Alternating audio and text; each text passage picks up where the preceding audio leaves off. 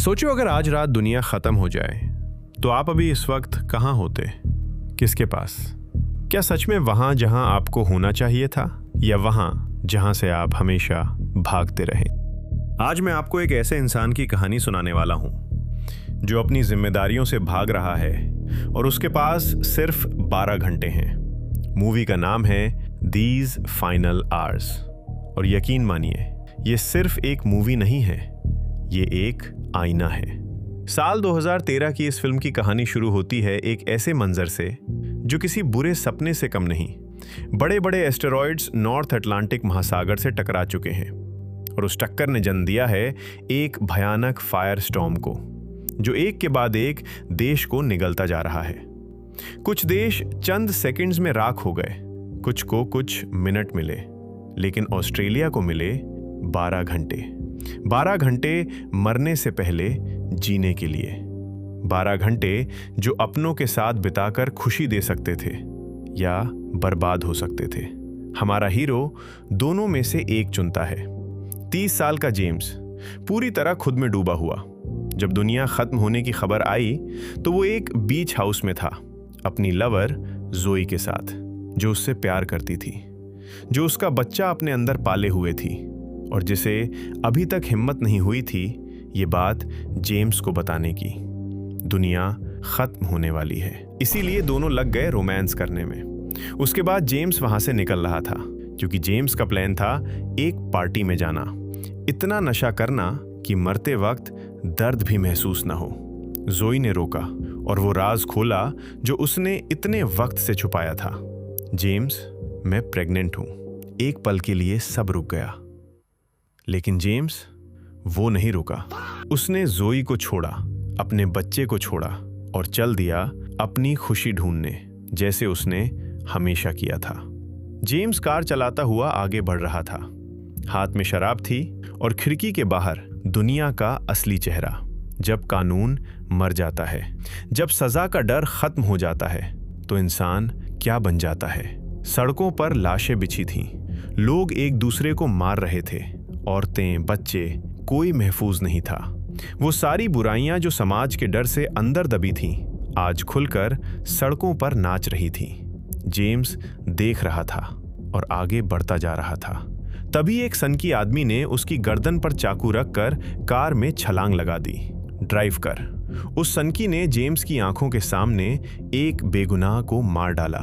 James भागा, किसी तरह जान बचाई, लेकिन जो उसने आगे देखा वो उसकी जिंदगी की सबसे बड़ी परीक्षा थी।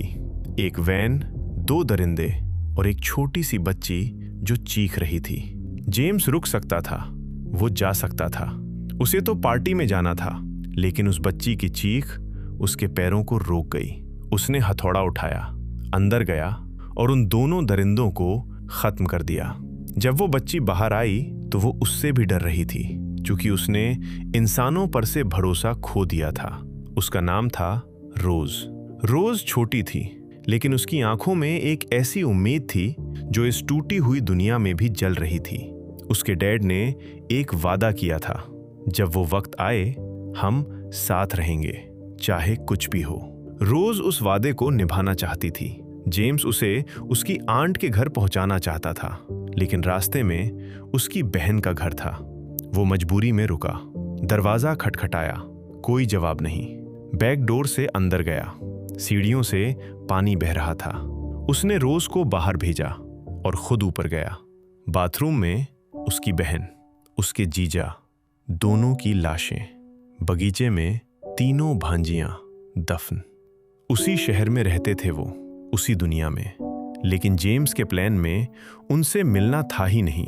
आज मजबूरी में आना पड़ा और आज बहुत देर हो चुकी थी। जेम्स पार्टी में पहुंचा। चारों तरफ नशा था, नाच था। कुछ लोग ओवरडोज से वहीं मर चुके थे, लेकिन किसी को परवाह नहीं थी। रोज वहां घबराई हुई थी। उसे समझ नहीं आ रहा था कि ये लोग मरने से पहले यही करना चाहते हैं। जेम्स अपनी गर्लफ्रेंड विकी के पास गया, नशा किया, लेकिन जो वो फील करना चाहता था वो नहीं हुआ, क्योंकि अंदर से वो टूट चुका था। बहन की लाश, भांजियों की कब्र, रोज की आंखें, ये सब नशे से नहीं बुलाया जा सकता। पार्टी में एक औरत थी, सारा, जो अपनी बेटी खो चुकी थी। उसने रोज को अपनी बेटी समझकर उसे नशे वाली गोली खिला दी। रोज की हालत बिगड़ने लगी और विकी ने जेम्स को चेतावनी दी, अगर तूने जाने की कोशिश की, पहले तुझे मारूंगी फिर खुद को। लेकिन जेम्स को अब पता चल चुका था, वो यहां नहीं रुक सकता। गोलियां चली, भाग दौड़ हुई। आखिरकार विकी ने ही उसे जाने दिया।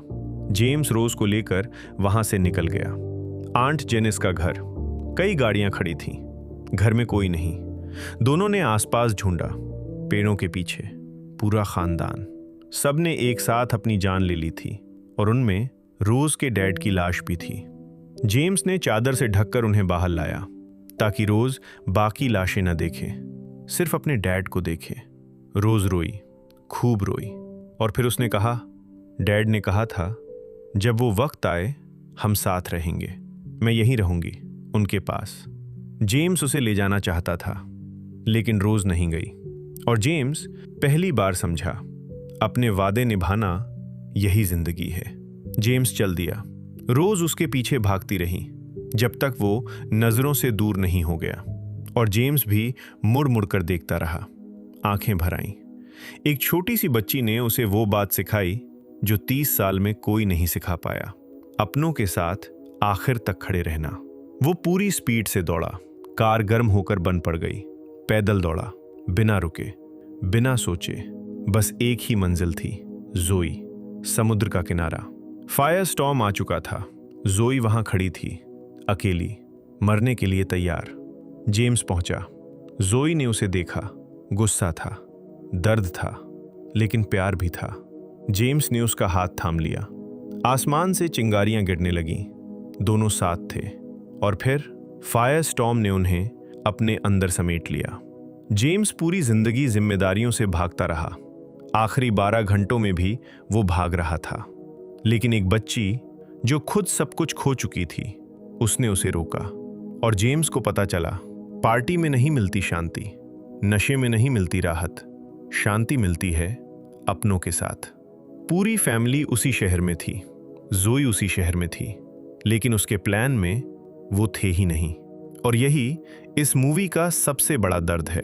तो दोस्तों, अगर आपके पास भी आखिरी 12 घंटे हों, क्या आप वहां होंगे जहां आपको होना चाहिए, या फिर जेम्स की तरह आपको भी किसी रोज की जरूरत पड़ेगी? कमेंट में जरूर बताइए। और अगर ये वीडियो अच्छी लगी तो लाइक करिए, शेयर करिए। मिलते हैं अगली कहानी में। तब तक अपनों का ख्याल रखिए।